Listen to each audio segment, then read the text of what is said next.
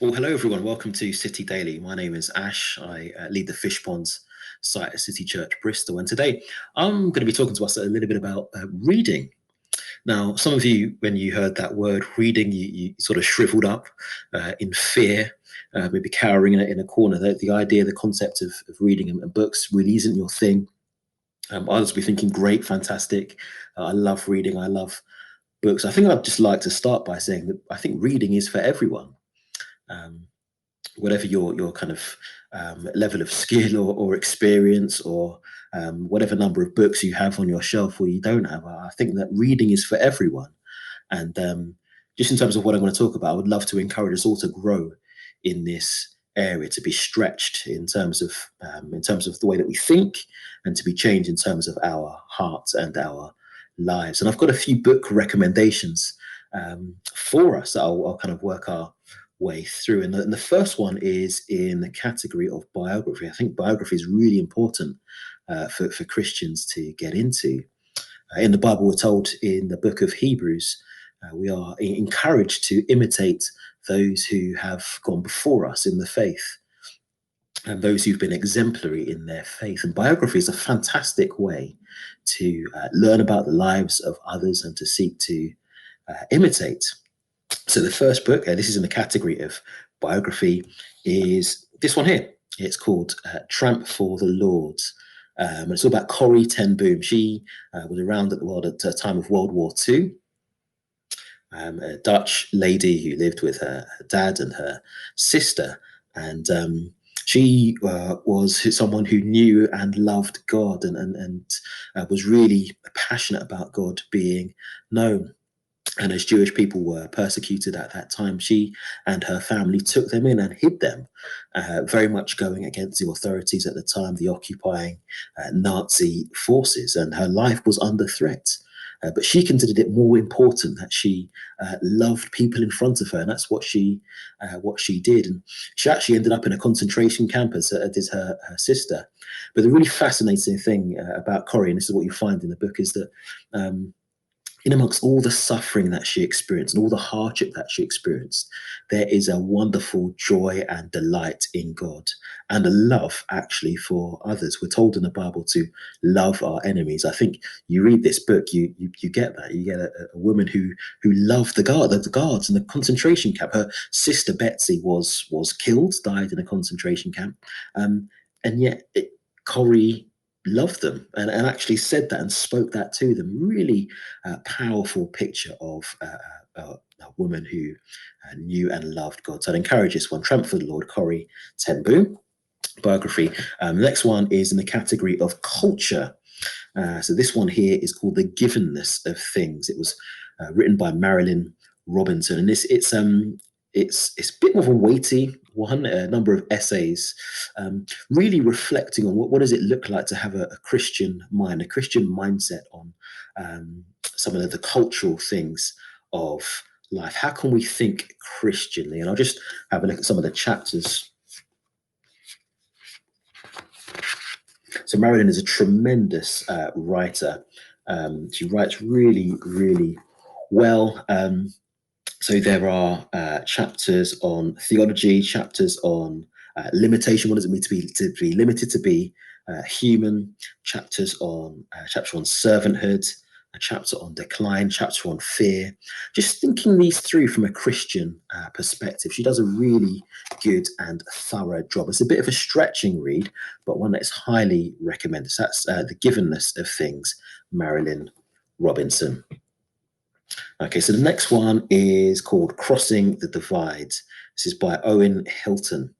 And it's all about embracing diversity, which is something that we as a church are keen, passionate to grow into. And one of the things I particularly love about this book is that Owen, he lays out a really strong biblical foundation at the start of the book for diversity in its fullness. I think oftentimes when we talk diversity, people are thinking race and ethnicity, but diversity is so much broader than that. So Owen does a fantastic job of laying a really solid biblical foundation, but then he gets into the nuts and the bolts, the practicalities of what does it look like actually to love and serve and connect with people who are different to you. What does it look like to build a truly diverse church? What are some of the challenges? What are some of the roadblocks? And I think he's done a tremendous, fantastic job. Owen's actually a pastor in our kind of our family of churches, New Frontiers. So I would highly commend him and this book, Crossing the Divides. Okay, so the next one is just two categories to go.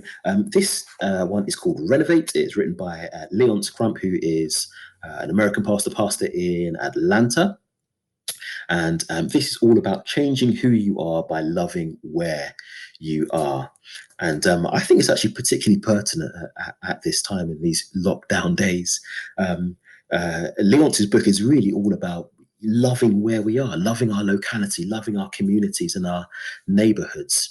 And I suppose that command, that mandate for Christians to be a blessing, to be a witness where they are. And again, it's similar to Crossing the Divide. Leonce does a fantastic job of laying a really strong biblical foundation for us thinking through what it looks like to be neighbors, to be those who live in communities, who live in neighborhoods. But then he gets into the nuts and bolts, the practicalities of it. And again, I commend this book because this is a guy who's living it out. He's a guy who actually lives what he says. And this is actually one of my favorite books. It's a book that has shaped my approach to where I live. It's a book that's helped me to love my locality, to love my community. So I commend that one to you. That's Renovate by Leonce Crump. And the final category is I don't even know what you call a category really, but I'm going to call it like just books that delight you and give you a sense of joy. And all the ones that I've just talked about do delight me.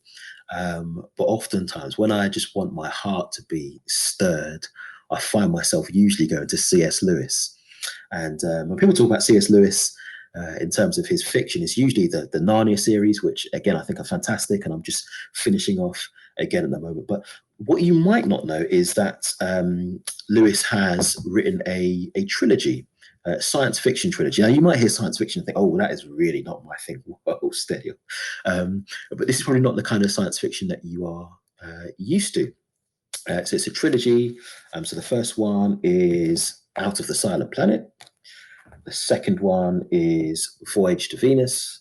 And the third one is That Hideous Strength. And I think the fantastic thing about Lewis and these books in particular is brilliant stories, just really, really exciting, really engaging stories, really well written, as you'd come to expect from him. But he's got an amazing gift, an amazing ability to understand culture, to understand time, to understand and to communicate the human heart. And even though these books were written, I suppose more than 50 years ago, as I open them up and as I see what he's talking about, I feel like, well, these are really relevant for today. So in terms of something that is just going to make your heart sing, that's going to help you to delight in God, to appreciate what it is to be truly human, I would want to point you in a direction of that trilogy from C.S. Lewis. Well, guys, that's it for today. Just a few kind of short book shout outs for you. Let's be reading. Let's be those who read, and whether you read those books or not. Can I encourage you, if you're going to be picking up a new book in the next couple of days or weeks or so, why don't you text a friend just to say, hey, I'm going to be reading such and such. Let them know. Have you read it? If so, what do you think about it? It just starts that conversation going, and I find it's often much better to be doing reading in community rather than locked away in a corner somewhere. So that's it from me for today, and hopefully I'll see you sometime soon. See ya.